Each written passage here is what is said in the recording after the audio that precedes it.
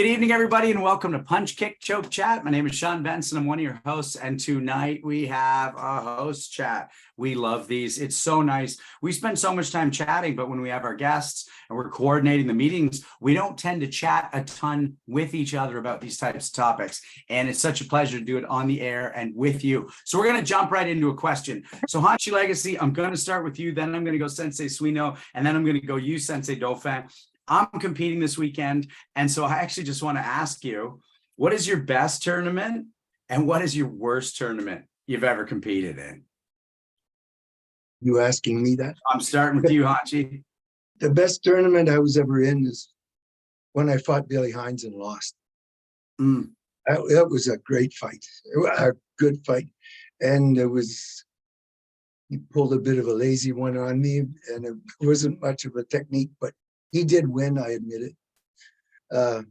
That was my best, and I don't think I had a worst one.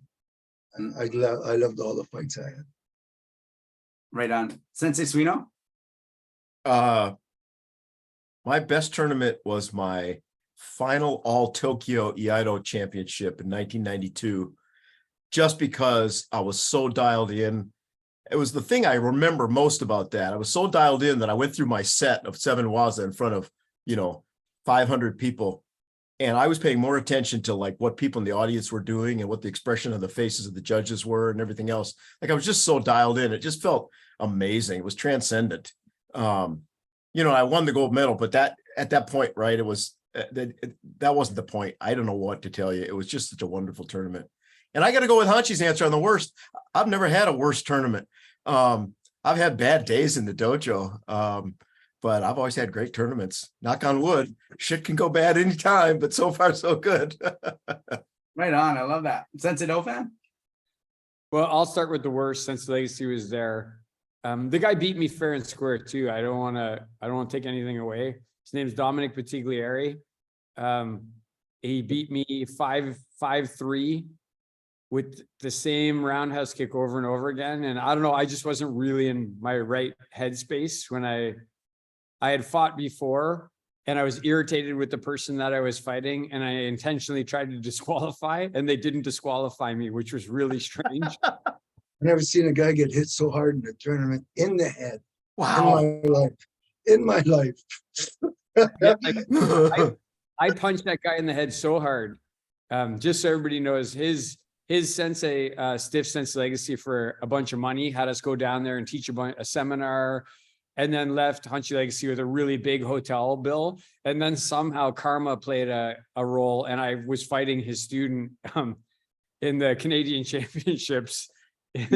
and I intentionally said to Sensei Legacy, I'm going to disqualify against this guy. And if you don't know, that happens in tournaments, so you should keep your head up. And they didn't,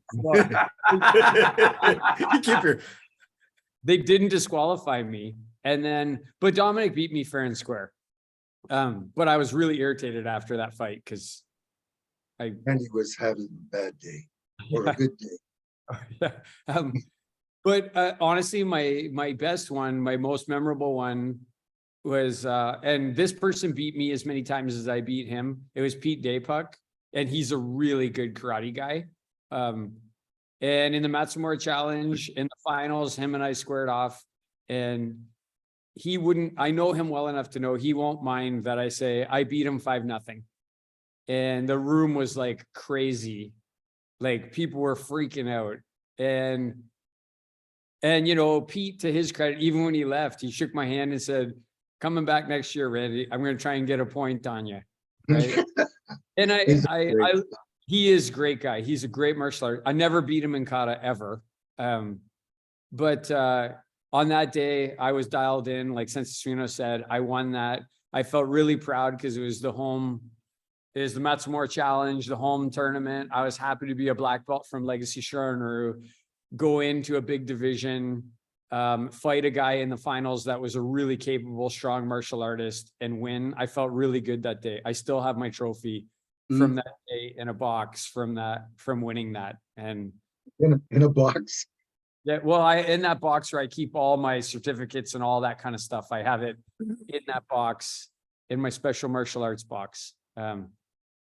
That's it for me. Ben's, what about you? Because I can think of my favorite one that I saw you in.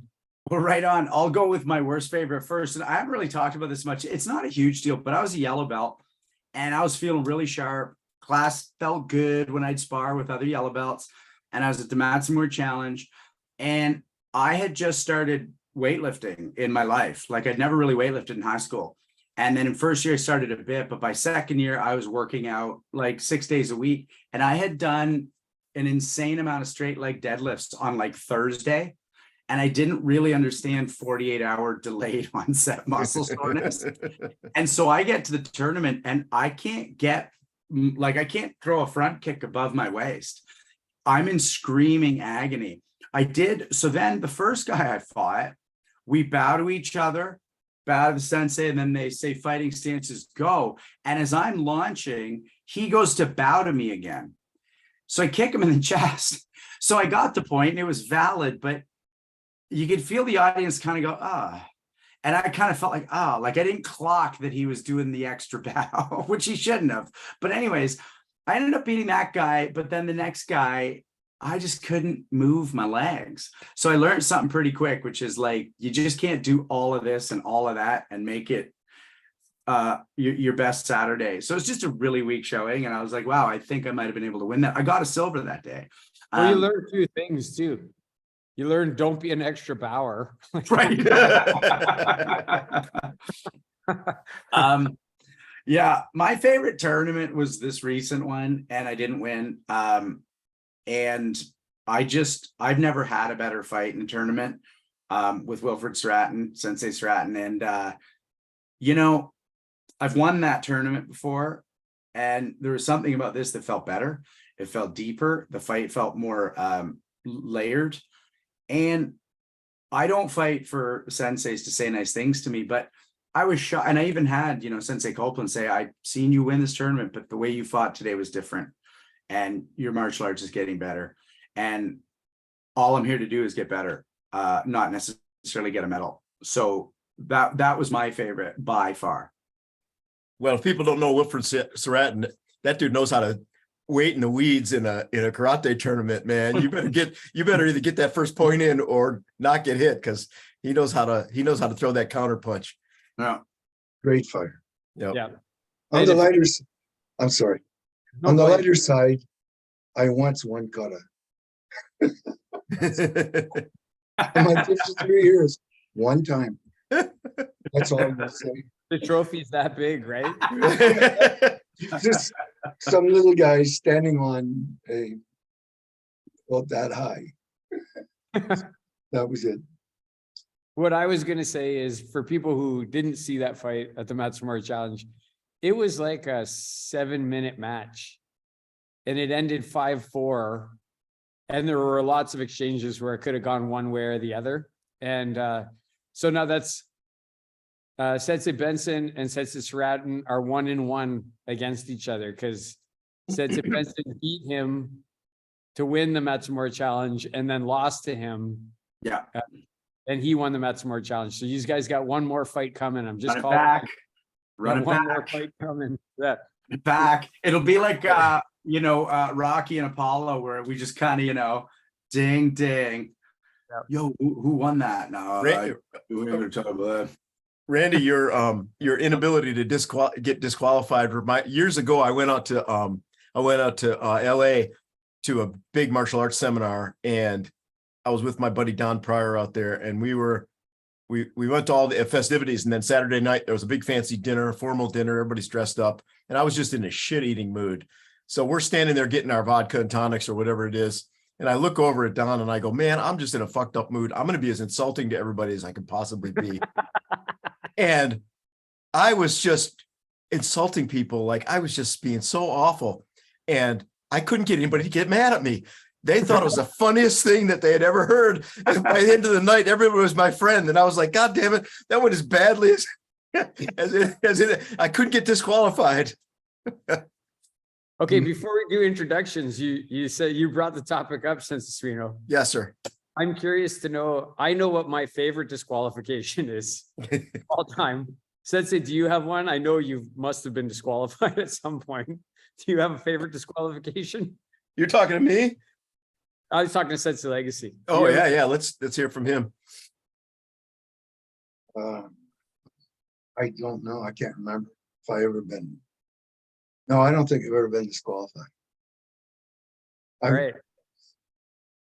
Ben, do sorry. you have a favorite- do you remember any disqualifications? Look, I haven't been disqualified, but I lost a point. You and I were at a continuous point tournament. I think it was in Windsor, and I hit the guy in the ribs, and he like hit the ground and just crawled around on his hands and feet for 2 to 3 minutes, gasping. I remember he was looking for his mouthpiece because his mouthpiece came out of his mouth. Yeah, He was crawling and- around trying to find it. yeah. So I lost a point for that one, but no disqualification. But I'm pretty happy with that one. That wasn't a hard shot. It was just a really well timed shot, and so I was pretty happy with how soft he got hit and how hard he went down. I think you hit him pretty hard, but So so Sensei Legacy, you'll remember mine. We were again Matsumoto Challenge, and a new school came, and I'm not going to mention the names, but Sensei Legacy thanked them for coming, and I was standing there, and Sensei said, "Oh, I hope you guys will help with refereeing." And the one guy, you know him too, Sensei Strino, he stood up really stiff and he went, "We're not here to help referee. We're here to win." Oh yeah. And of course, my blood started to boil when he said that. I started to get a little irritated. And then coincidentally, in the finals, I was fighting that person. Ah. And when you have a like unspoken language with your teacher, I remember looking out of the ring at Sensei Legacy and him just giving me a little bit of a nod, and I knew it was good to go. And so I made sure I got a couple points up on him. And then I baited him in one direction, and I hit him with one of the best crescent kicks I've ever thrown. And he like cartwheeled out of the ring. And former guest Bill Adams was the center referee, Sensei Adams. And he goes, eventually the guy came in the ring and he looked at me and he went, "That's a damn nice kick, Randy. You know what we're going to do to you now." I said, "I know, Sensei." And I was the red player, and it was all red flags, all circling. But the best thing about that was that Sensei Legacy was happy that I stuck up for Legacy Shiraru on that day, which I always will. Don't be rude to us unless you can get away with it. Good rule in life.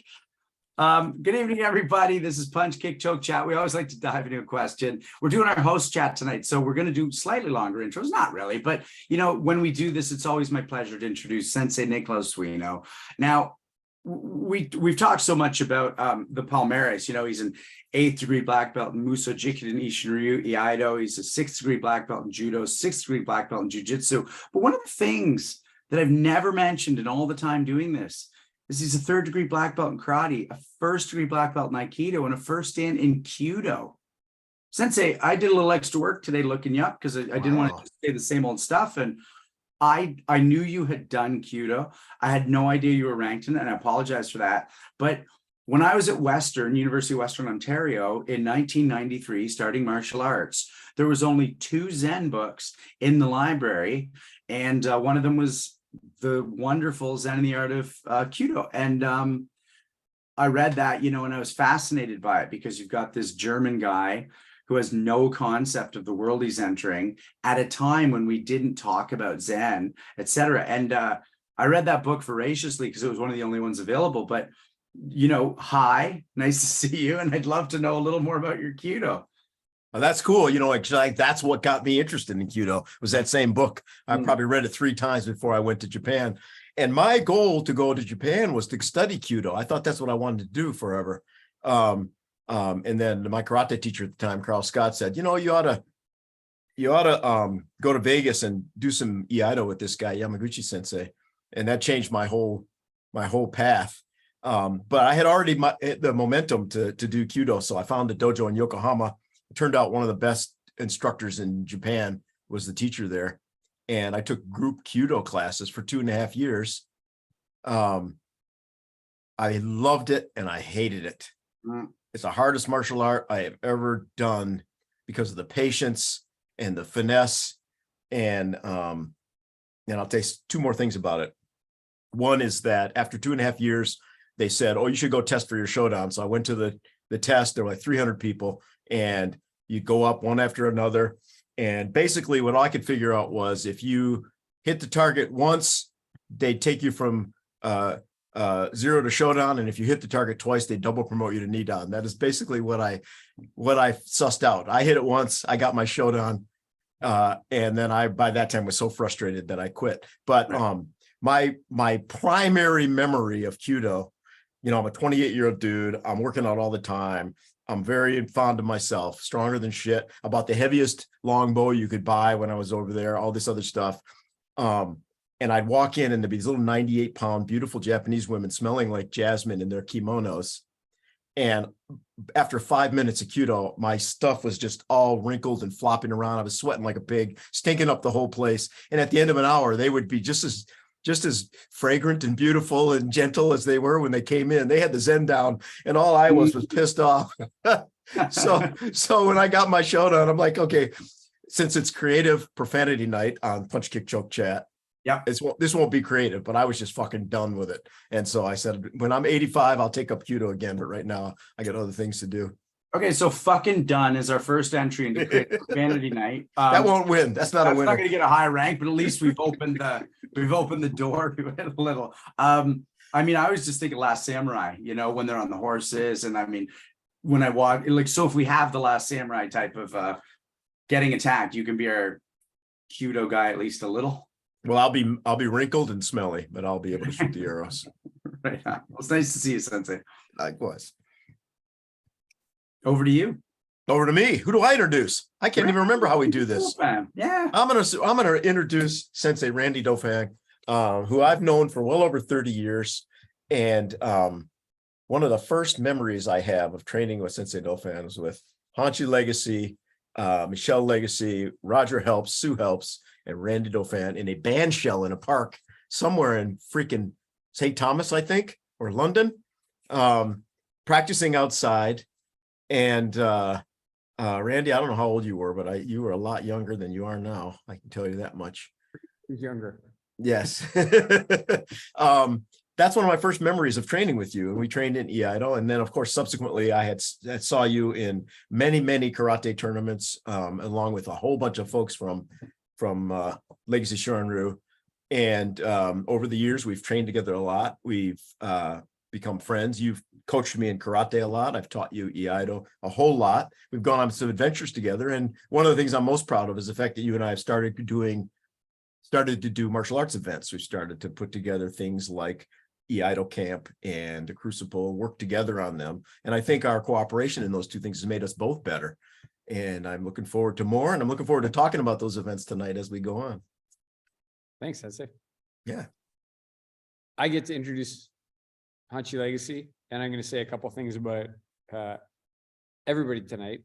I want to say about Sean Benson. He's a 5th Dan in karate. He's a really good BJJ person. He just got his stripe, his first stripe purple belt in BJJ in a really hard group of BJJ people. Not like a place where you just go and kind of show up and they just move you along based on time. And he's going to go this weekend. He's going to compete. And I like that. Like, I like that he wants to still get in there and mix it up and test himself. We all should be doing that. So I want to say that about Sean tonight, that I'm really proud of him for his achievements in martial arts and that he's still willing to go out there and risk, win, lose, or draw and test himself. Recently, I was with Sensei Suino in Northern Karate Schools, where he was invited to teach an Iaido seminar. I was really proud that he invited me along to help out.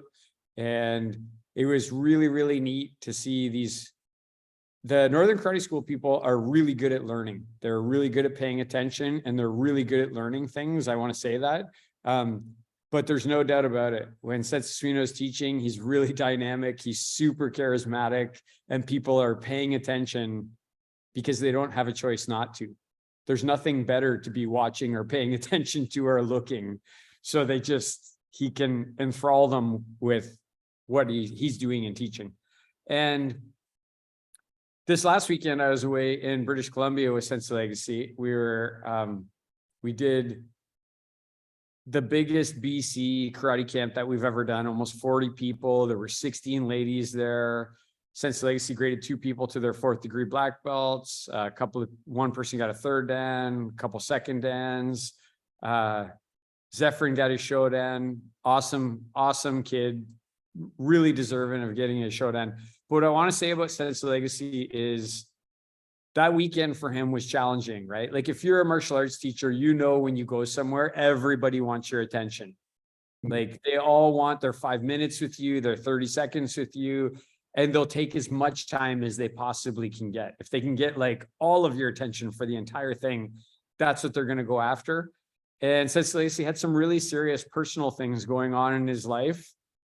But I just was so blown away by like, he walks out, shows up on the floor, teaches the best, most dynamic classes you possibly, gives all this information, pours it out, puts all his personal stuff aside for the people who are there for him.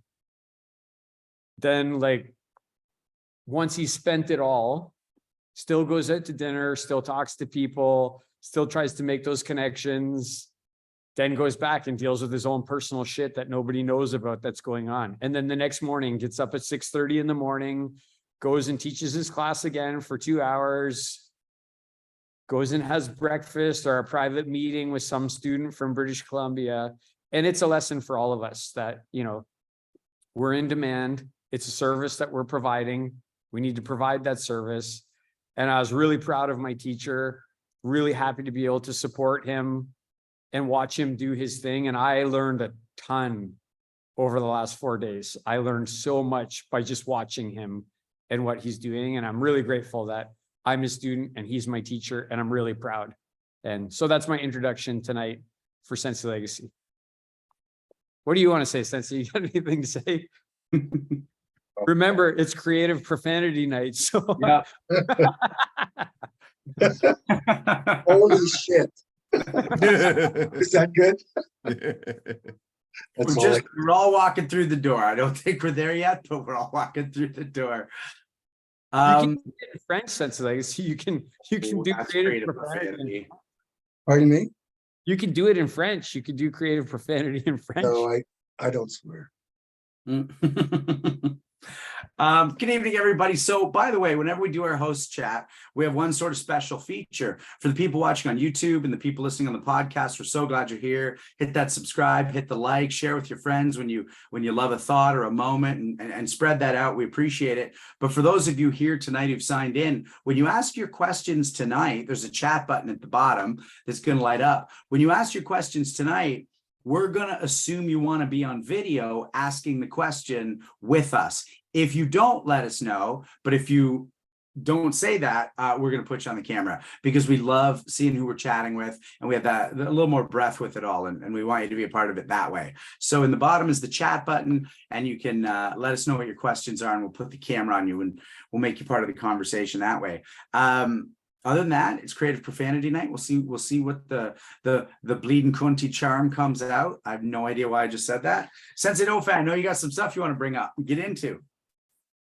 I just want to talk, like, for me personally, 2023 has been like just a crazy martial arts year, like a really good martial arts year. And I'm going to say 2023 started in November last year at Capital Conquest and the Canadian Black Belt Hall of Fame.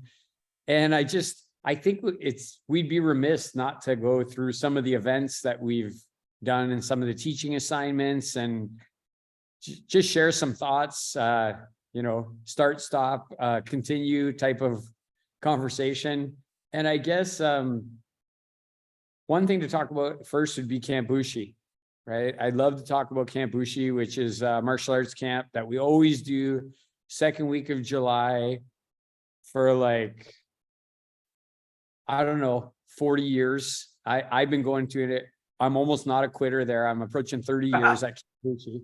And it was a small group, but it was an awesome group this year. And Sensei, I'd love to hear your thoughts on it. And I know, since you've gone to it, Sean, you've gone to it before, so maybe we could just talk about some of our thoughts about it. But from this year, one of the things I really enjoyed seeing was Sean Pleward and Sydney Dauphin, who both went there from the time they were little tiny kids, come to that camp and stay there from morning until night, help the kids that were crying, take kids to the pool, get them to clean their tents. And it just was really cool to see a next generation of people that value it as much as we do doing that stuff. And we had everybody from like a 5-year-old kid that we thought, did his parents like drop him off here and then leave? They've abandoned him here, to like, you know, older kids who are there. But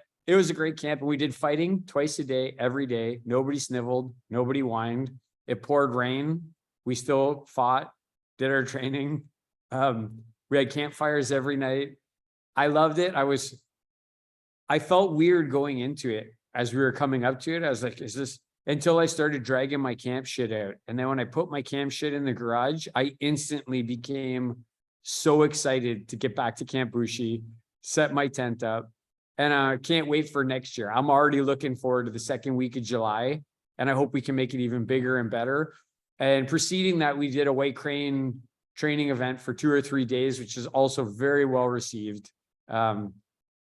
He's on the call. Sensei Knispel came to that event in his 199-pound frame. He showed up to camp. Anyway, Sensei, how about I just, Sensei Legacy, I shoot it to you for your thoughts on this camp, why it's important, what you liked about it. Don't say pushing the heavy bag into anybody's head.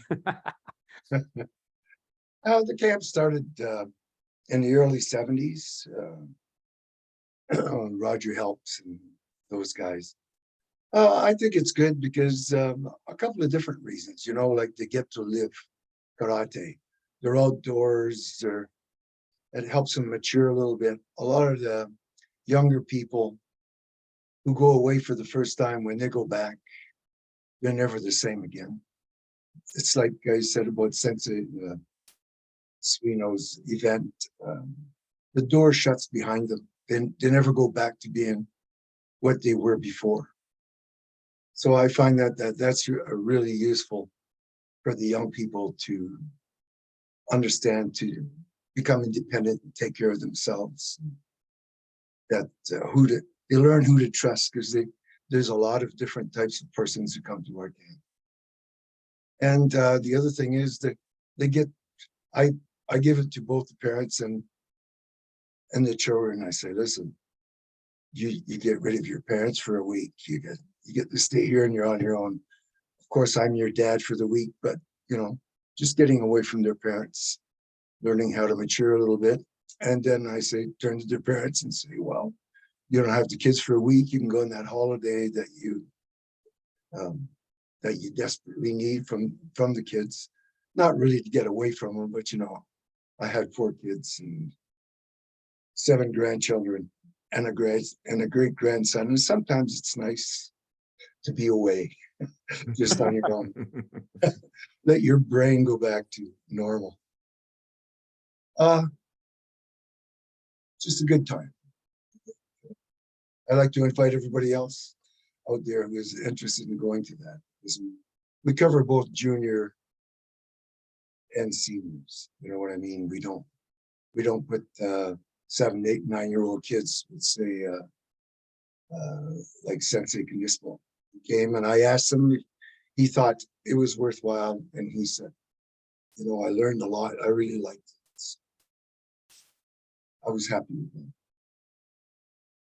I like Sensei too, that I get to spend a week with you. Every day we get to be together for a week, and other instructors come out. Sensei Kettleberger's out there for a week. A lot of laughs, a lot of good times out there. Some of the funniest moments of my life happened, like laying on the ground, like screaming, laughing, like not being able to control yourself. But and so the kids, so this year, same as always, we had a kid cry on Sunday night, wanted to go home. You know, put him on your lap, talk to him. He can't go home. Monday night, didn't cry for 15 minutes, cried for 5 minutes.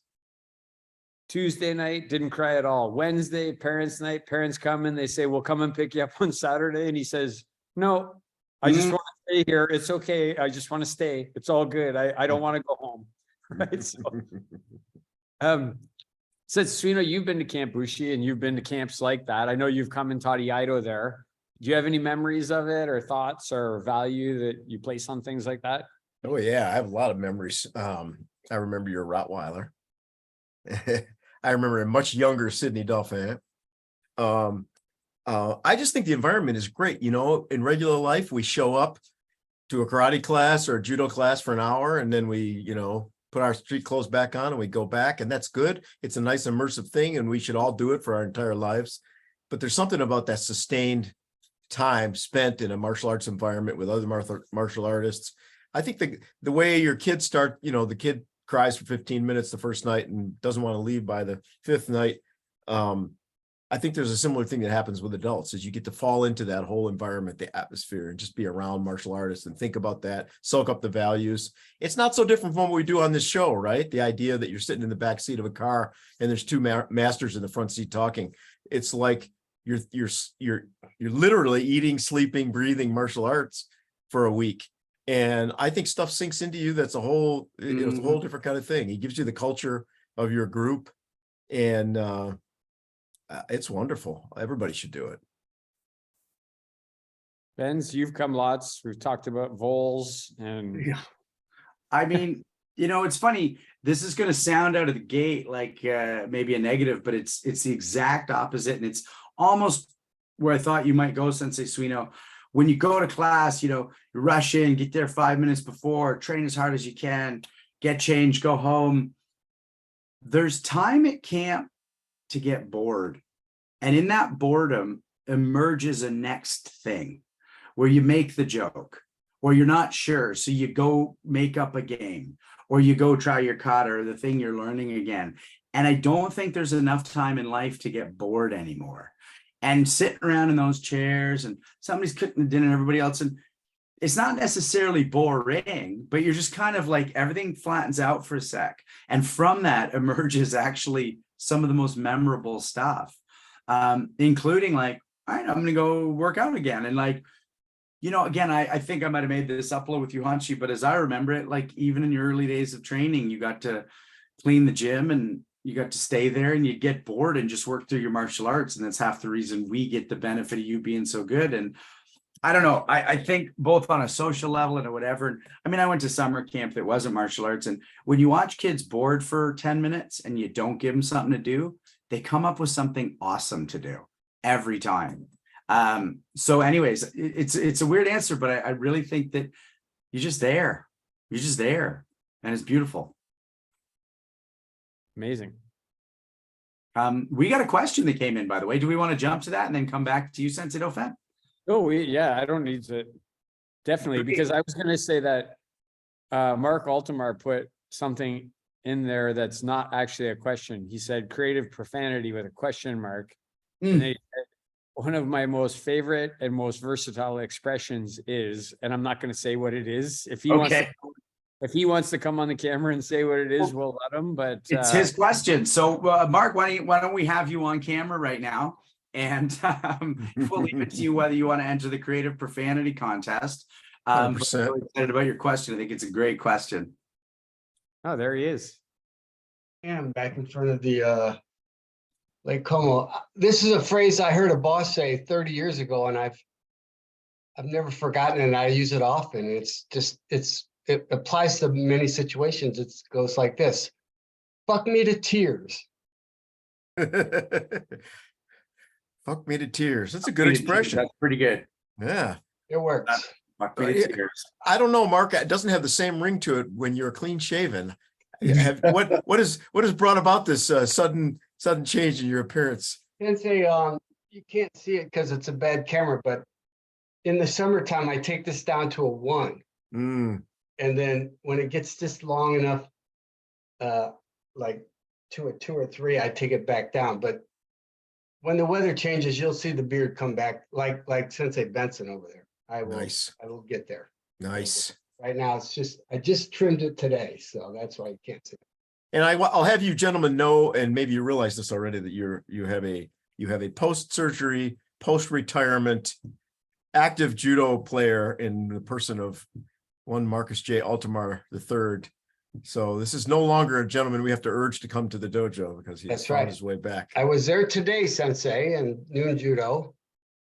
And Sensei Jackson and ZT, who I see is on the call, and a couple of other early students. And I told Sensei Jackson after the class, I said, that was fabulous because after such a long time away, going through the basics again, the very, familiar stuff was very helpful, very helpful. Nice. Yeah, he actually showed up on a Tuesday night for our grappling session we do, which I don't think has ever happened before. So we're just blessed at JMAC to have a lot of the old guard training this summer. Makes me very happy. And I look forward, Sensei Benson. I've met Sensei Dauphin, but I have not met you. I hope to see you at the Crucible. Well, I'll be there as long as I'm not shooting. Okay, I know look Pete. forward to that. Yeah, I look forward to that since too. Hanchi Legacy, one of these days I will get up north, I think, and introduce myself to you as well. So you got a great question for us. I did. Oh, I had a question. Is that up too? Because Yeah. I was just spitballing there, as they say.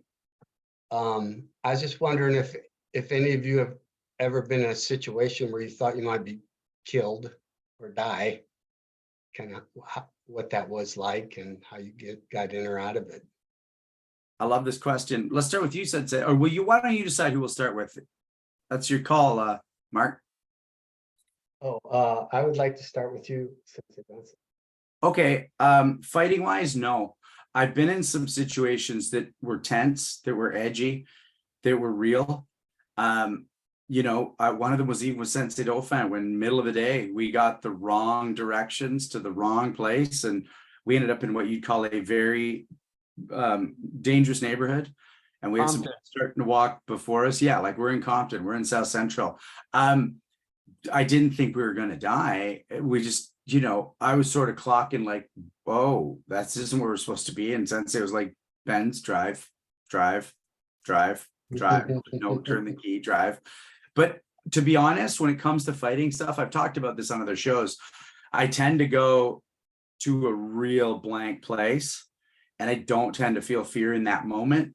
I'll just tell a 2-second story that I think is relevant. I was backpacking through Greece, rented scooters. I was a martial artist at this point, and I hit a dirt patch and the little small scooter wheel just skidded. And I just saw myself careening over the edge of a cliff, and a real cliff, like hundreds of feet. And I attribute martial arts to putting that foot down and firing all my weight back in the direction of the road and sort of bike zigzags, whatever. Is that true or not? I don't know. But when I got off the bike after and I took a breath, I was pretty happy I was a karate man. So that's the closest I've come to dying and saved my life with what I believe are these types of reactions. Thank you.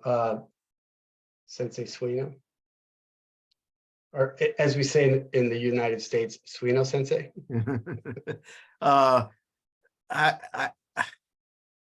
I don't know if it's regretfully, but I have, unfortunately, a number of situations where I thought I might die.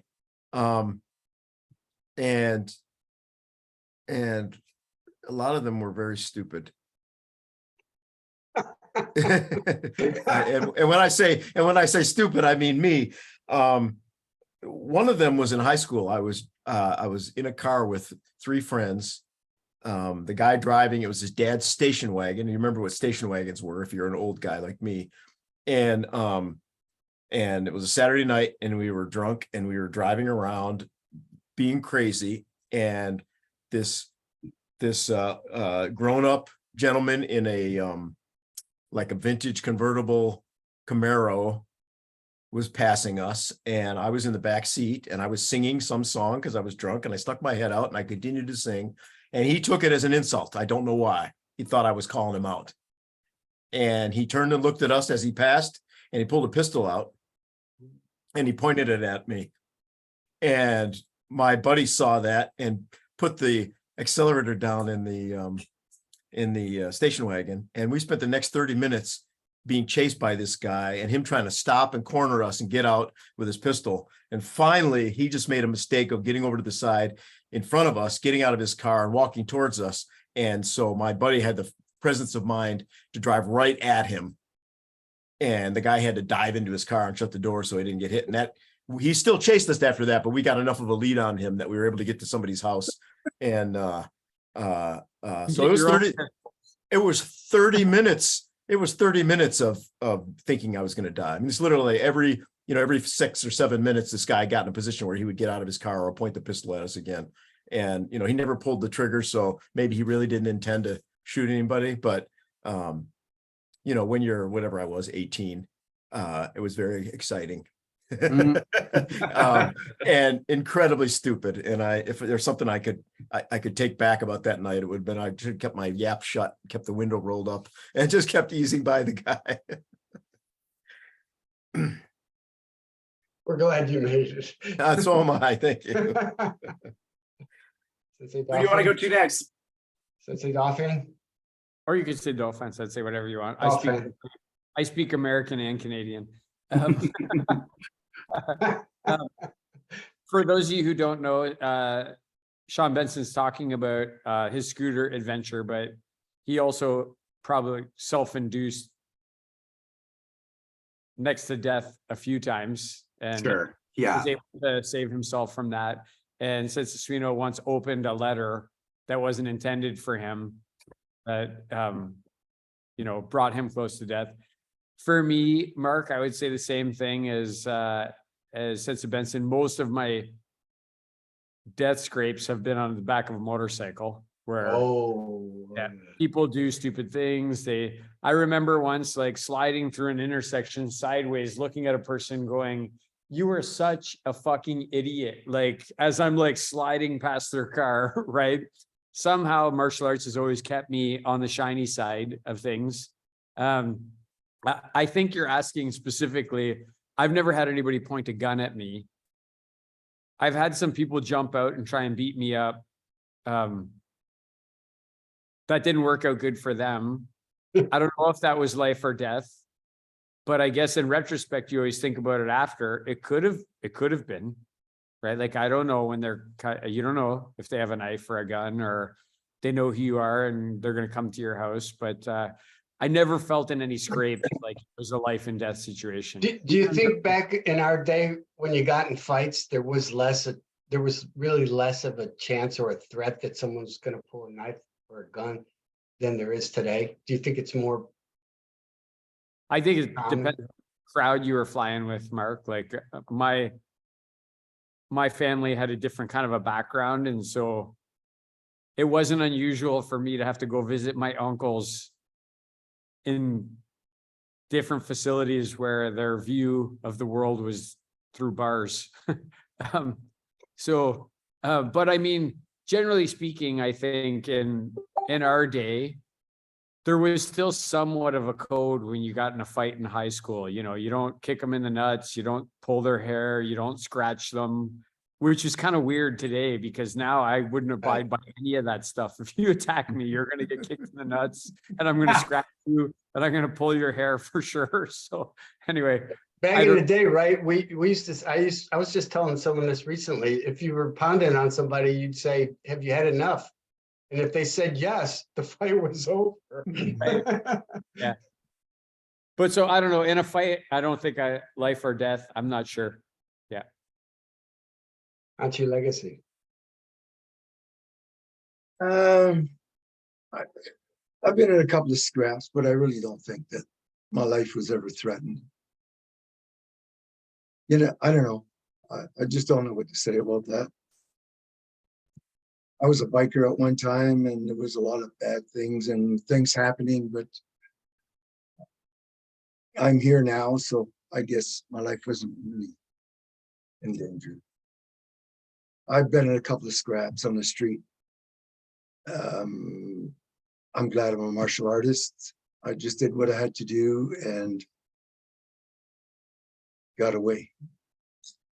That's all I don't want to describe any Hanchi, okay, you don't have to describe it, but did you get away through superior skills that rendered the situation inert, so to speak?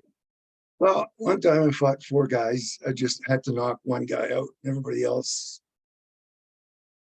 just stopped. And then I would say if I had 3 fights, I knocked guys out 3 times. It's the martial arts. It's just it's like what Randy said. You're very, very calm while it's happening. And when I got on my bike or in my car to go home, and I went and sat down at home, then you start shaking a little bit. Yeah, the thing too. Not Sorry. everybody gets in deadly fights like those other guys on the call here, but that was it for me. All right, very well. Thank you all. Appreciate Thank the you. time. Great question. Thanks, Mark. Also, Good thanks question, for the drinks at the 17-year anniversary. I appreciate it. All right, I got you in September too. Okay. Take care. So I want to put just a one more round the horn on that, because I think there's something psychologically in our sort of mid-late 20s. There's an understanding that we can get a little more fearful, like you don't at age 23 clock danger in the same way. And then in our late 20s, by 30, there's a more developed sense of risk. And I think I want to ask just real quick, like, did you have a shift in your life where you did start to, if not fear, at least be conscious of risk more? I'll start with you, Sensei Dauphin. I mean, if you're talking in a conflict type of situation, still no. Right. Like I was just describing to Sensei, and I've talked to Sensei Legacy about this, like 2 summers ago, a road rage situation where, a fairly robust young man in his mid to late 20s jumped out and we started to jaw at each other. Well, he was jawing. I wasn't doing much except for looking at him. And there was not 1 second in that confrontation where I felt afraid, not even 1 second. And there wasn't 1 second where I was thinking, oh man, this is a dangerous situation. I got to get in my car and peel out of here. Actually, it was, in the end, I just said to him, look, son, you and I both nothing's going to happen here. You look like an idiot. You should just get in your car and drive away. And that's what he did. Right. In retrospect, he could have had a pistol. He could have had a knife. He could have gotten his car and backed over me. I didn't contemplate any of those things when things were happening. I was just focused on him and whether he was going to actually move towards me or not. That was the extent of it. Right. And what about in life? I still drive motorcycles. I just walked up to 10,600 feet with Sensei Suino through thunder and lightning on precarious cliffs where had we fallen off, you would have died for sure. In a place where if a helicopter comes to you, you're lucky. I don't know. I want to live an adventurous life. I don't, guess I don't really contemplate all the dangers associated with the things that I like to do. I mean, it's dangerous, Sean. Like, how many times could Sensei Legacy have turned me into a quadriplegic or, and not intentionally, right? But I mean, you're in there with another grown man who's throwing shots super fast and hard. Like that's part of the life. That's part of the life that we live, right? Is everybody on this call is a risk taker, or you wouldn't find yourself sitting in the seat that you're in right now. What about you, Sensei Suino? Did you have an age or a time where you went, I'm actually going to pull back and I'm thinking more in life? Yeah. My lovely wife has a great saying, and it always makes me laugh when she says it. When we were younger, we used to think we were never going to die. Now we're sure we're going to fucking die. And we want to put it off as long as possible. I don't think it means I take less risk, but I think I'm much more calculated about it, right? Like all the stupid things that led me to, get in fist fights or have someone pull a pistol on me when I was young. I've cut way back. I'm not saying I don't do them anymore. I've cut way back. And I try to let other people take the big risks. But as Randy said, you know, I love the controlled risk. I love the calculated risk, whether that means, you know, setting foot in on tatamis and doing some karate or judo with somebody, or going up into the mountains, or, you know, going in a kayak on a whitewater river. All that shit is still great. I just think I do it in a little more intelligent way. Because I know I'm gonna fucking die. Just put it off as long as I can. Right on. What about you, Hanshi? Did you ever have an age where you said, let's pull back a little? Oh, yes. Yeah, I really early in my life, I realized I didn't want to do that. Like, I was a patched outlaw, not the Outlaws Club, but I was a outlaw motorcycle. I was patched into a fairly well-known club. And, you know, a lot of things happened there. And I was about 22. And that's what I did. I left that. I was just looking for something to belong to. And, you know, and I got into that, and then I quit that, and then I found karate. It's basically the same brotherhood with different type of rules, you know. So, but I'd like to tell you another story that was pretty funny, where I missed out the last time. Was one morning I was driving to work. I was the day guy at a school, and this City of St. Thomas truck was going down a one-way street, and the guy, he pulled out a bit early in front of me. You know, it's early in the morning, and nobody's in a good mood that early in the morning. The guy was in front of me, so I never slowed down, but he speeded up fast enough for me not to. I mean, we were going like 30 or something like that, you know. So the guy, he just rolls his window down and sticks his arm up in the air, gives me the finger. So I give him the finger back. Then he sticks his arm out and he gives me the pullover. So I pull over halfway on the sidewalk. It's a one-way street. He pulls over and he's enraged, right? He gets out. He slammed his car door. I roll my window down to him. He goes, "Holy F, buddy. What are you doing? How are you doing?" He was the father of one of my students. And he just stood there like in shock, right? I said, truck. He just turned around, got in his truck. Perfect. That's the kind of karate I Yeah. You know, y'all know I got sober at 32, so there's a big pullback on like literally driving downtown LA at night, 2-score drugs, guns, knives, pimps, all that shit. It was happening on the very regular basis. But that's not even what I'm thinking about. Around age 40, it was actually when life started to get really good. Like, I was out of debt, I was working, my career's back, and I realized how I'd squandered it the first round, and I started to value it. You know, and you know the Sensei Dauphin, like, I'll tell you, I can't fight more regularly than I want to because the career's going well. And I don't think of that as a fear thing. I think of it as I really like this life. And I have in the past been really cavalier about, yeah, it'll always be there. And when I learned that certain things go away, and you don't always, nobody's owed the second chances I've been owed, and I'm not sure I'll get third chances. So I start to go, cool. Of course, the sobriety is the underpinning of that, but there's a life I really like here. And if I don't muck up my face while I'm shooting the best TV show I've shot in years, yeah, I might have to sacrifice some of my favorite things to do, like sparring or rolling, but it's a really smart sacrifice. And that's something I wouldn't have done as much when I was younger. So for me, it was around 40 when I realized that this second chance I got was really good, better than the first round. And I started to value it, not with fear, but with maybe even a little reverence and gratitude. So I started to go, okay, I'm not going to fuck this up. That's why I never wanted to be an actor, Sean. I know I could have made it. I could have been in the big time, but it would have sidetracked my fighting career. So I was like, Right. no, I cannot fight. So. Well, it does. It does.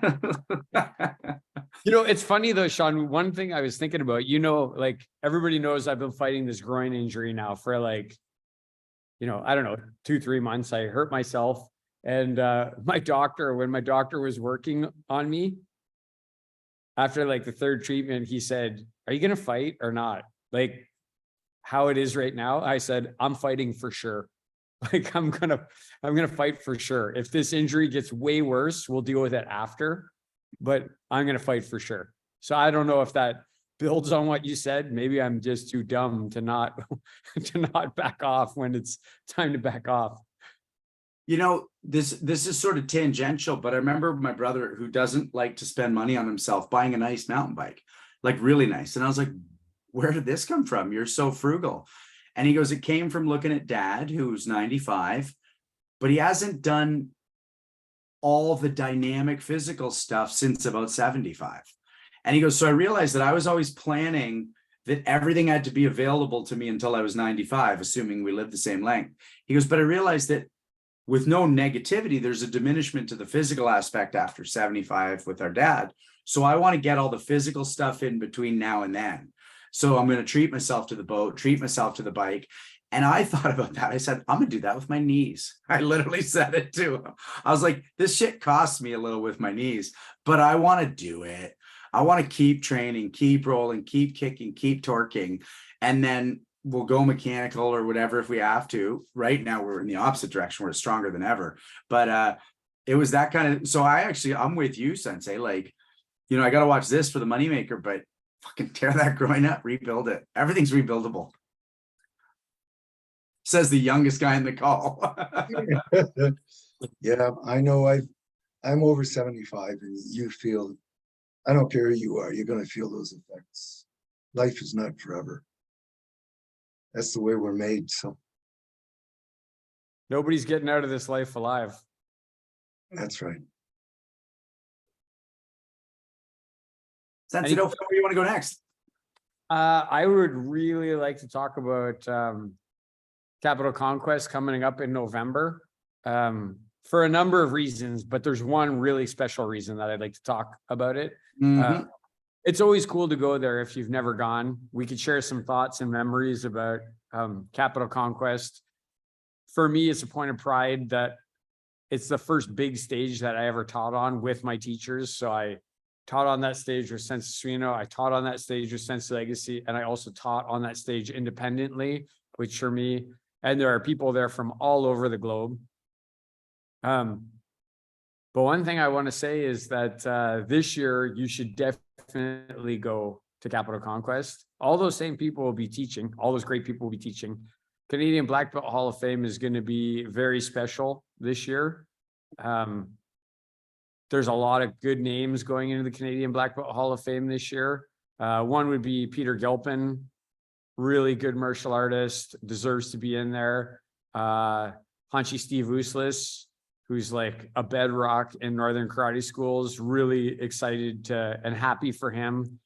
But I'm not more excited for anybody than Sensei Copeland, who's been inducted into the Canadian Black Belt Hall of Fame. And I personally am going to be there clapping for him. And Sensei Legacy wrote letters and you know, it's not, the Canadian Black Belt Hall of Fame is not one of those ones where you just like send in $50 and then they put you in there. No, if you look at the Canadian Black Belt Hall of Fame and who's in there, it's really like elite martial artists. And yeah, I mean, let's talk about Capital Conquest and how excited all of us are that Sensei Copeland is getting into the Canadian Black Belt Hall of Fame. And he's super irritated with me right now. Like, he's irritated. He's going to punch me in the eye when I see him next. But how about you, Benz? We'll start with you first. Well, you know, you talk a lot, like you talk about those early tournaments with Sensei Jocelyn or Sensei Burkowski, and then what effect that had on you as a young martial artist. And that was a Sensei Copeland for me. I mean, he's the first someone not from our club who I clocked, who I respected, who ran a ring. The second I became someone who was judging as a black belt, I've worked a ring with him every single tournament I've worked. And the reason is because there's no ring in the Matsumoto Challenge that feels as good to me as the one he's running.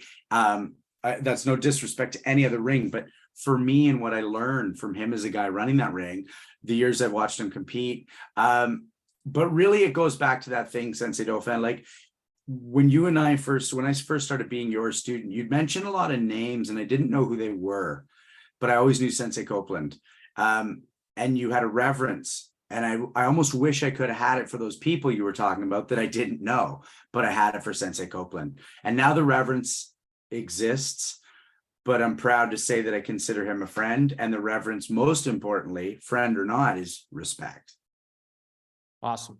And by the way, he just put in the group chat for me, not in the eye, in the throat. He's going to punch me in the throat. So the only reason why I'm laughing is because I'm in Kitchener and he's in Windsor. So that's Sensei Suino, what do you want to say about Capital Conquest, Sensei Copeland going into the Canadian Black Belt Hall of Fame? What do you got to say about that stuff? I have to say he's not mad at me. I can't think of anybody who's more deserving of this honor, and I am so happy that I will be there to see this happen. I'll watch when he takes that stage and listen to what he has to say. I haven't known Sensei Copeland that long, but I consider it a huge honor to be a friend of his and somebody who has spent time in some of the same venues as he has. Capital Conquest is amazing in the sense that it's the second biggest martial arts event I've had the honor to participate in, the other one being in Lévis, Quebec in the spring. And it's incredible energy to be in that room with 1,000 martial artists for a weekend. And one of my favorite memories is still that event horizon in the hotel lobby, where if you walked in there, you were going to see famous martial artists and probably get stopped by one or more of them and spend an hour talking to them. And then you were lucky if you got away to go, take a leak in your room or get a drink or get to the restaurant, because there was another, phalanx of famous martial artists coming through. It's just a ridiculous event, and all tribute to Hanchi for being able to put something like this together. I mean, it's just a phenomenal event. Thanks, Sensei. Sensei Legacy, you've known Sensei Copeland longer than any of us. You guys shared instructors. You're both students under Richard Kim. You're all same friends. You've been to Capital Conquest. You've been to Capital Conquest with Sensei Copeland. You are a member of the Canadian Black Belt Hall of Fame. What do you want to say about the event and Sensei Copeland going in there? with me, it's not all that stuff. He's an honest, straightforward human being. First time I ever seen him perform, Benny Allen and I were sitting in the bleachers at the World Championships, and I was watching him fight. He was a great fighter. And I looked at Benny Allen and I said, who's this guy? Like, what's going on there? It was lucky for me we never ran into each other. I never fought him. That's what I'm trying to say, I guess. He's an excellent fighter and a great gentleman martial artist. Like, he doesn't let anybody square around. At his tournament, he just tells everybody, be quiet, or he may say it in a different way, but I just like him because he's a pure martial artist. He not only lives by the rules, but he upholds them. So, and like I said, I'm a white him. I think he sent in a thing the other day when we did the show in BC and you and I were on the same camera, Sensei Legacy. He said, Randy, he sent me a message and said, you look like a young Gary Legacy. And wouldn't it be funny if I was sitting between you two, because it would be a reverse Oreo cookie? That's what he said. Yeah. And, another funny thing that Suino said was when we did that May training camp, and I had all the instructors in a room and I asked them to do an icebreaker. And I said, if you were a superhero, who would you be? And when we got to Sensei Suino, he said, I would be Sensei Copeland. That's what he said. All right. Yeah. Someday there'll be a comic book with me as Sensei Copeland. I'll be the white Sensei Copeland or something. I don't know. Sensei Dauphin, I just want to add one quick thing. I talked about Sensei Copeland, but I didn't talk about the Capital Conquest. One of my favorite things about it is you're there with your crew, you're there with your crest on, you're there with your sensei, but there's an autonomy about how you go through your day. You know, it's like we all go to a flea market together, and then it's like, great, I'm going to go look for Pink Floyd albums. You're going to go look for, you know, Corvette posters, but we're there together. And there's something so cool about that, because again, it's just go together and then do your thing and then regroup and go, what did you learn today? And Hanshi, you've always said this, and I shared it with my students the other day when we went down to Cambridge BJJ. No one of us will learn as much as all of us. No one of us is as smart as all of us. No one of us is as strong as all of us. And Sensei Dauphin, you're the one who said, don't come to my mat. Tell your students to go learn new things, different things, interesting things. Okay, I came to your mat, but you get it. You know, it's just a beautiful thing to have that chance to be with the crew, but branch out a little, make new friends, make new martial vibes. We have a great question here, by the way. Who is it? ZT. ZT. ZT. She's got to come on camera. We're not asking her a question. Coming on camera. If I don't get to see her, we're not asking the question.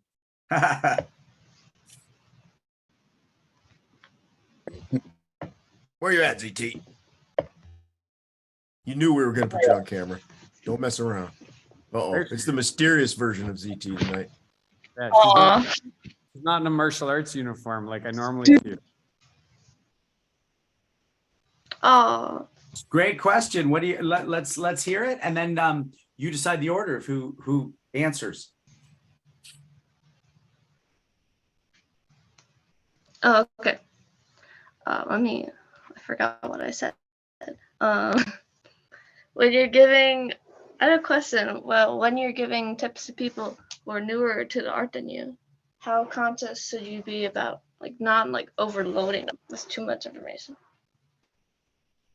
Who do you want to have start that? Sensei Dauphin. ZT, I don't ever try and give more than 2 or 3 corrections. That's the maximum. And preferably it's something like 1 correction, because this is a process, right? Like as an instructor, you need to know that when a person stands in front of you, they do a kata or they do fighting, you're going to see 100 different mistakes, and you're not going to be able to fix all of them on that night. And telling them all of those mistakes is not going to help them. It's actually going to be contrary to that.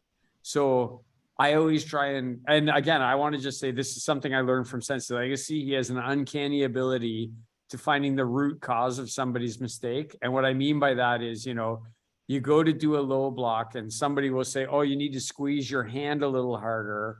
But that's actually not the problem with the low block. The problem was, their base wasn't right. And if you're getting more specific, their back heel wasn't turned properly, so they couldn't use their hips. So where I'm coming to with the answer is, 1 or 2 corrections, and try and make them the most significant corrections, the root problem corrections, not something that's, hey, change your face, you're ugly, right? Like they can't do anything about that, right? So that's not a good correction for them. So that's my answer. Not you. You're not ugly. You're beautiful. But you know what I meant.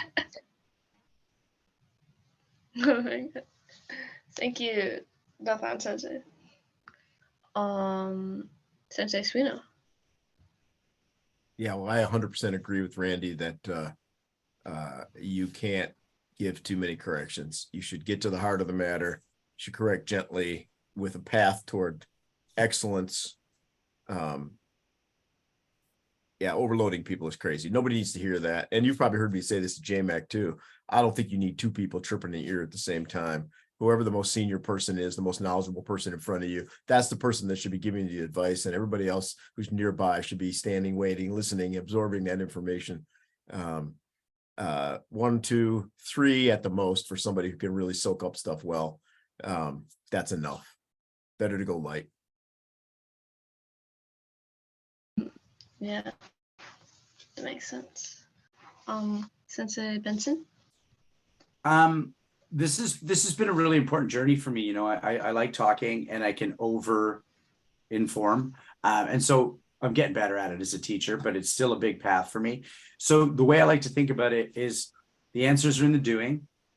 So if my answer doesn't include something to be practiced, I probably want to think for a sec, like what's something that can be done. And then the other thing, and this goes back to my learning with Hanshi Legacy and then with Sensei Dauphin, is you're not owed as a student understanding it right away. It's impossible to understand the thing you're told immediately. It doesn't mean you can't be given the thing to practice, because in the doing, the understanding will come. But the one thing that I used to do that I don't do anymore is if I clocked a student not getting the idea, I might add too many different ways of explaining it instead of letting them sit with the uncertainty for a while.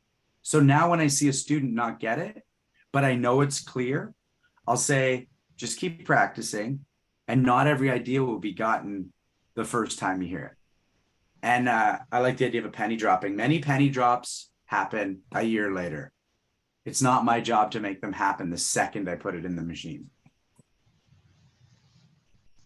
Wow, that's awesome. Sensei Hanshi Legacy. Well, the way I look at it is when a beginner comes in, there are only 10 moves in karate anyway. So you don't have that much to drive down their throats. So just work on those basics. And it's like being in grade 1 and you're going to end up in university. You have a grade 1 person, you're going to teach them grade 1 stuff, and you're going to do it slow. And sometimes a gifted teacher is one who realizes how much their student can understand or can comprehend at one time, and you treat them all accordingly. So different people learn at different speeds, and we as senseis or as servants have to be able to treat them at their own level. You know, like you're not going to start them off without teaching them the basics, for instance, and start teaching them how to, that's going to take them 10 years to do something like that. So just what they can understand. That's what I would say. Hey, ZT, one thing I want to drop into that I've just started doing, say, in the last, I don't know, 5 or 7 years, is when I teach the group. As an instructor, there's often you teach, and then there's this feeling of diving in there right away and starting to help people. And on Sensei Benson's penny dropping thing, when I teach the group and I say, go and do it, I go just stand under the showman for 3 or 4 minutes, and I just stand there and watch everybody. And some people are struggling with it. Some people are getting it. Some people are doing it totally wrong, but I just sit there. And the reason why I do that is, 1, who do I need to go to and help the most? But 2, if every time I teach, I go out and reteach everybody individually, then they don't pay attention to me when I'm actually teaching, because they're like, he's going to come out here anyway and show me how to do it. So I get to just sleep through this portion of the program. And now I don't do that. I just step back because I'm trying to train them to pay attention when I'm teaching. Wow, that's awesome. Yeah, some of the kids in their kids' class, I like that too. You're helping to teach now, right, ZT? You're assisting a little bit now? Yeah, that's the kids a little bit. So this is a great question for you to take away and think about those answers and how you're going to implement that for yourself. Really proud of you, ZT, that you're training so hard. You're a great person and you're training really hard at JMAC. I'm always happy every time I come there and see you. I hope every time I walk in the door, I always see you there. I hope I always see you there. You will, definitely. Good. Thanks for the question. Nice to see you. Thank you. Bye.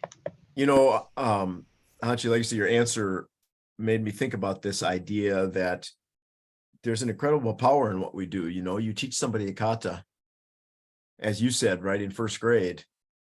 30 years later, they're still practicing that kata, and it could have completely changed how they train in their martial arts, or it could even have changed them as a person. It's just amazing that we give them these tools, right?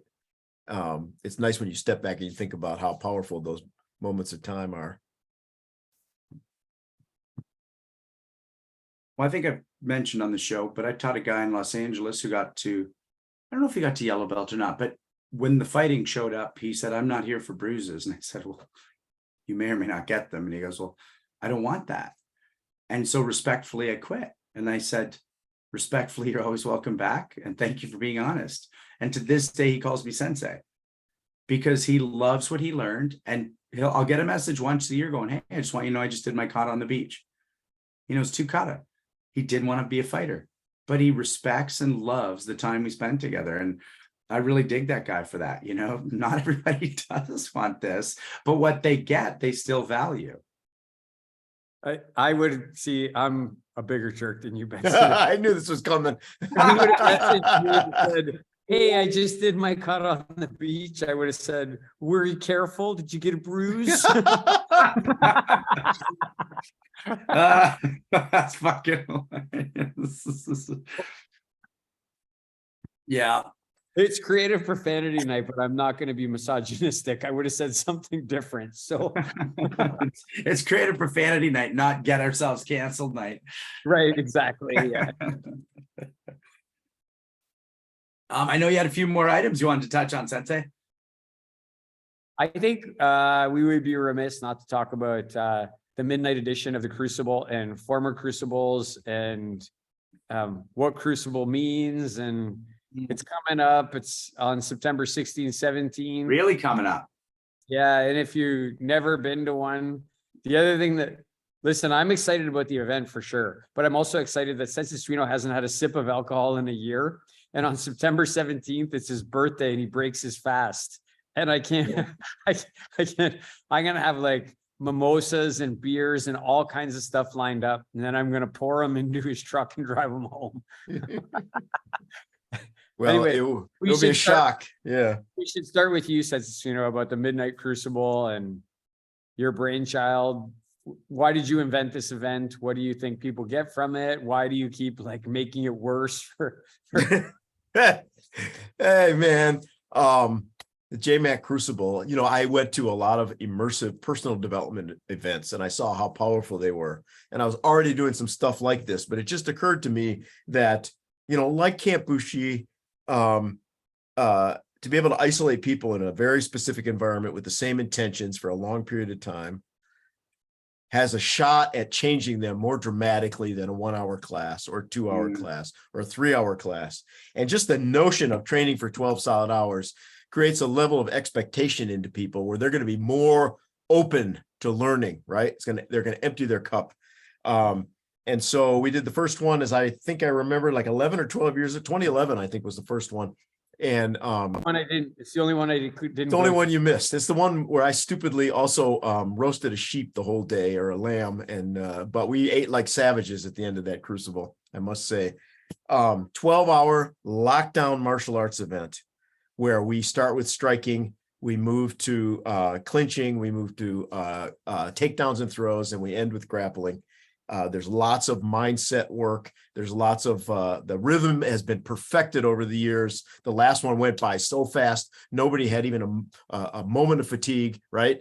And you know, I would say, listen, you cannot leave. You will not quit unless you are taken away in an ambulance, and that's only happened once.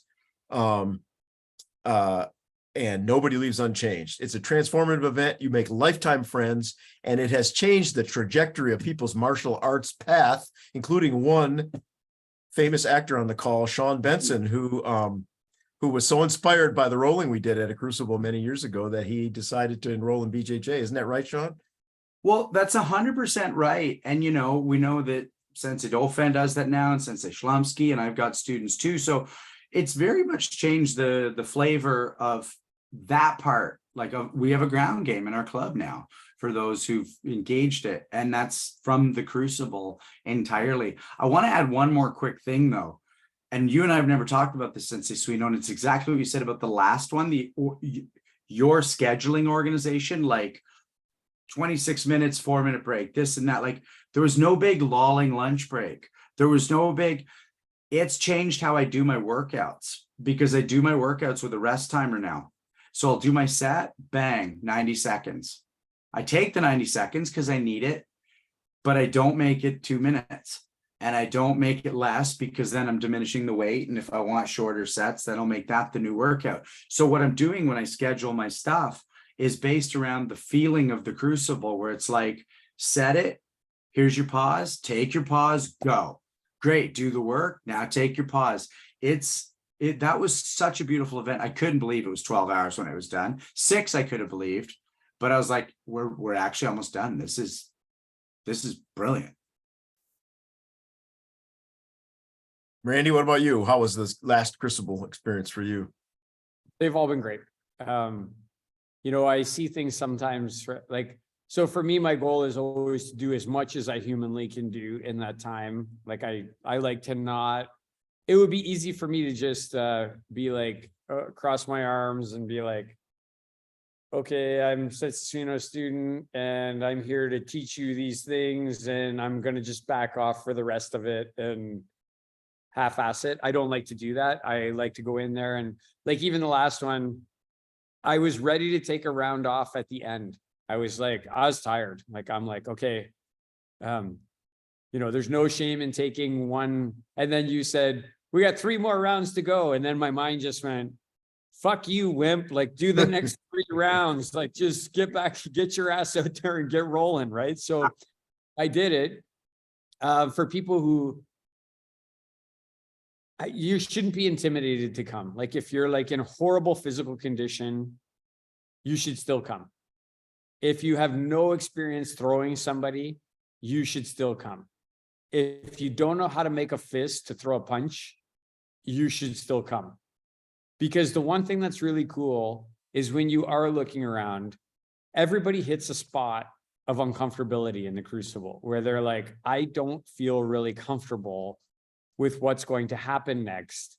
But one of the really cool things is the people who do feel comfortable with that come and embrace you and they help you through that uncomfortability. They swoop in there. Like if it's like, you know, there's certain throws that I just don't feel super comfortable with. I feel afraid to do them to people. It's not to be thrown, it's to throw somebody because I'm like, I'm afraid, like I'm going to drop this person on their head or something's, and inevitably, you know, somebody like Mark Altamar or Dan Holland or somebody comes up and just says, no, you're going to throw me. Like you're going to do that throw. You're going to throw me. You're going to feel what it's like. And there's no room to not do it then. And so then you do it. And once you do it a couple of times, you're like, okay, now I can throw that lady over there. And then you hurt them. And you're like, oh, I'm just kidding. No, you don't really hurt them. But anyway, I like the supportive environment and how the people with the expertise help the people who don't have the expertise. And how really you can pour yourself as deep into this as you want to, and you should pour yourself deep into it. Yeah. So.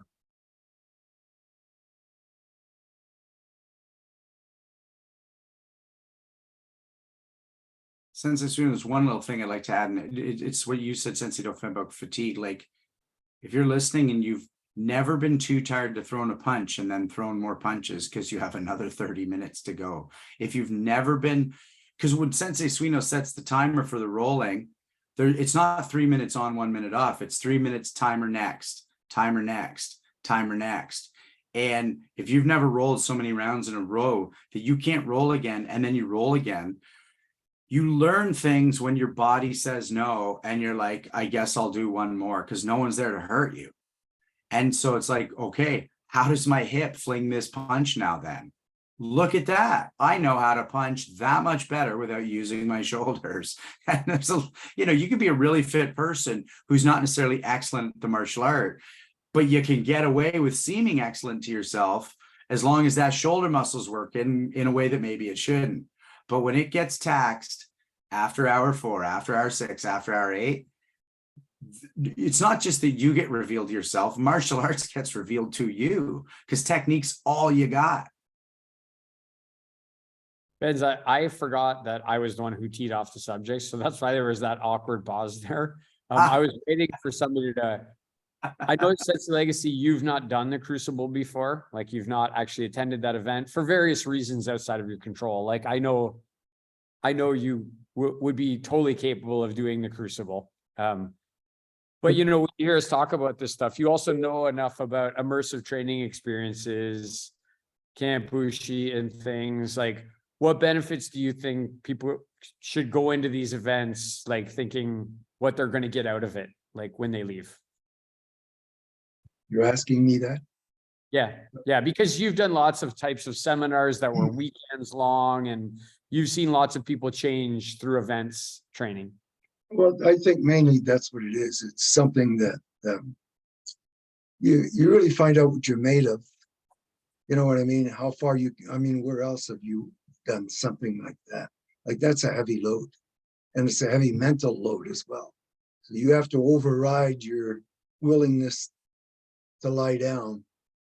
So it makes you mentally strong as well. And it's like I said before, when you go into that,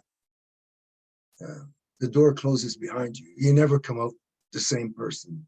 You're always going to come out somebody who's learned new limits,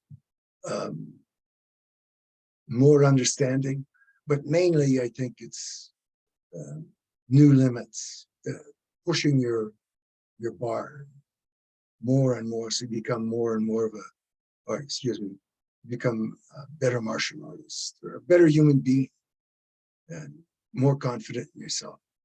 The biggest fight we have, in my opinion, is having your mind trust your body. You know, people freeze, like you get scared by a big person or something, you just freeze. That's because your mind doesn't trust your body. You realize you didn't train hard enough to defend your entire being, so it doesn't trust it. It tries not, you start to cower, you start to back away, and in the long run, you get hurt even more. So when you do stuff like this, you're making yourself a better person and a better martial artist all around. And when you open that door and you walk out, it feels so good that you've done it. I've done stuff like that, but not quite to that extent. Yeah, you know, Sensei, that when you're talking about the thing I think about is our black belt grading, like the legacy showrunner black belt grading, and how difficult it is. Like you have to do 16 katas, you have to do your basics, you have to do it in front of a high-ranking panel. And I remember when I did it, just being so nervous, like to go in, and then, you know, you kind of get in it and you start doing it. And then there's multiple times when you want to quit, or you're hurt, you've hurt yourself, or somebody's hurt you, and you're totally ready for it. Like you put us in a position to be ready for it. But I remember like the next day coming to the dojo and you saying, okay, we're going to fight. And like putting your stuff on, and you're like, you're going to fight him. Just that one person, Sensei. That's all I got to do. I just got to fight one fight. I don't got to fight 24 fights over an hour period. Okay, I could do one fight. Like, so to the point of what we're talking about, you are totally changed forever when you put yourself in those types of situations. That's just a simple example of, you know, if you want to be able to fight one person good, fight 50 people bad for hours, and then it's going to be easier to fight one person well. The other thing is that when you're saying that, most people would look at one-on-one, but I make the black belts fight two people and more than one time. And then I put about 7 people out there. So it's like being in a melee, you know, a free for all, and you've got to defend yourself against all those persons. You have to come up with something somehow, because most of the time you either get attacked by somebody who thinks they can beat you up, or if they have a gang. You want, you know, and it's not quite so bad if you've been in fighting 5 or 7 people at a time. you get used to it sort of, and begin start to learn how to manage it a little bit better. Thanks, Hanchi. Senseis, I want to say thanks to Mike Russell, Justin Shea, Andrei Sedashev, Robert Slumsky, Jesse Vitow, Alden Adair, Sydney Dauphin, happy birthday, Josh Kitchens, Christian Landol, and was Andrew Percival helping us tonight as well? Was that right, or was that just random? He was just on the ride, but the one person that we need to start thanking is Dreedy, who's come on board with this. Dreedy. We love that. And I just want to say, tune in next week. You know, we're going to do slightly shorter preambles of our guests coming up, because we want you as the viewers to go to our website. We want you to check it out. We got information up there, and we want you to start enjoying and interacting with our Punch, Kick, Choke chat. For next week, we have Kyoshi Tony LaSelva. He's a national karate schools, Northern Karate Schools, and he's considered the voice of the NKS. He's a martial arts family, but go look him up, because we always love when anybody from NKS is part of our show. You know, they're part of just the crew, the team, the OGs. And we look forward to tuning in with us. And normally when we have our guest, we're going to throw the last word to them right now. But what I want to do, Sensei Suino, you know, we just heard that beautiful stuff from Hanchi Legacy. So I just want to throw it to you for one last word. What do you got for us before we say goodnight? If you train in any martial art for less than 30 years, you are a quitter. That is not my words. That is Hanchi Legacy's words. And listen, if you set foot in a dojo and just keep going, it will change your life for the better. I guarantee it. It's changed all of us, and I will never stop being a martial artist until the day I die. Thanks, everybody. Night, everybody. Thank you so much.